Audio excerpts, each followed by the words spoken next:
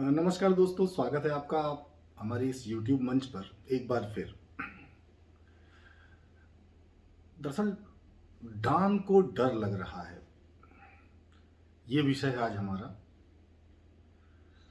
आपने सुना होगा कि अभी कुछ देर पहले उत्तर प्रदेश पुलिस गुजरात के साबरमती जेल से अतीक अहमद को लेकर यूपी के लिए निकली है। ये वही अतीक अहमद हैं जिनके ऊपर उत्तर प्रदेश में उमेश पाल हत्याकांड का आरोप लगा है। पिछले कुछ दिनों में अतीक अहमद उत्तर प्रदेश का सबसे बड़ा मुद्दा बन के उभरे थे।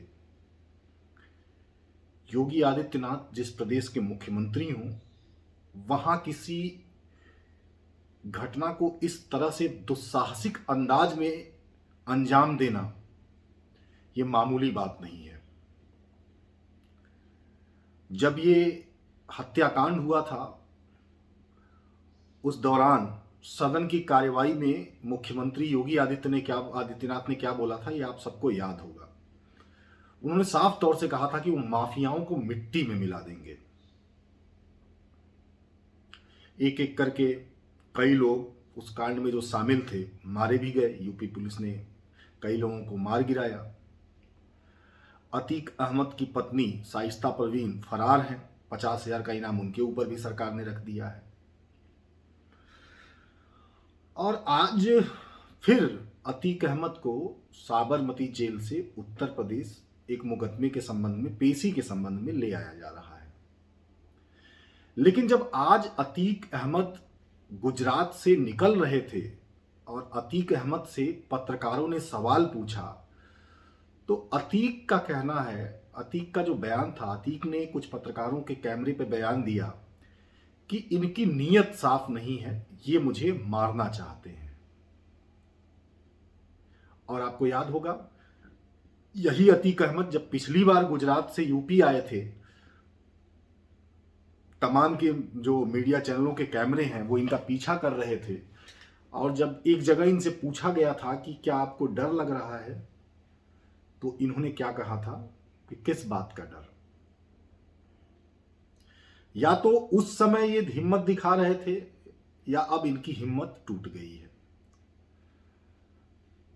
मतलब उन्होंने अपने बातचीत में पत्रकारों से, मैं थोड़ी देर पहले वीडियो देख रहा था, उसमें उन्होंने कहा कि अतीक अहमद का कहना था कि जब सुप्रीम कोर्ट का ऑर्डर है, वीडियो कॉन्फ्रेंसिंग से पेशी हो सकती है, तो ये मुझे बार बार यूपी क्यों ले जा रहे हैं।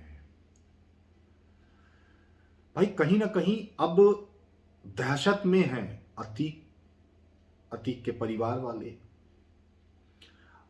अतीक का साथ देने वाले, अतीक को सपोर्ट करने वाले, ये तमाम लोग दहशत में आ गए हैं। और अब अतीक का ये कहना कि इनकी नीयत साफ नहीं है, कहीं ना कहीं इसी बात की तरफ इशारा करती है कि अब अतीक भी अंदर से डरा हुआ है। फिलहाल देखिए, कल अतीक अहमद को यूपी पुलिस वापस लेके पहुंच रही है उत्तर प्रदेश। उनकी पेशी होगी और फिर हो सकता है वापस उन्हें साबरमती जेल में छोड़ दिया जाए या वापस पहुंचा दिया जाए।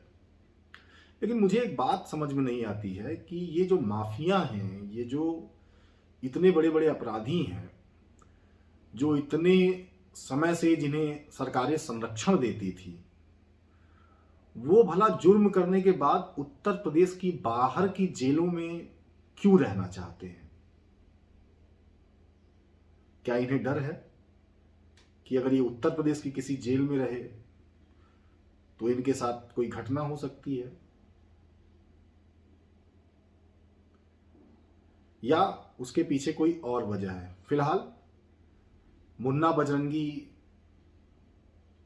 एक अपराधी के बारे में आप जानते होंगे कि मुन्ना बजरंगी के साथ क्या हुआ था। तो कहीं इस बात का तो डर नहीं, क्योंकि निश्चित रूप से इन माफियाओं के अगर दोस्त होते हैं तो दुश्मन भी होते हैं, क्योंकि पूरी जिंदगी ये लोग दोस्ती कम और दुश्मनी ज़्यादा निभाते हैं।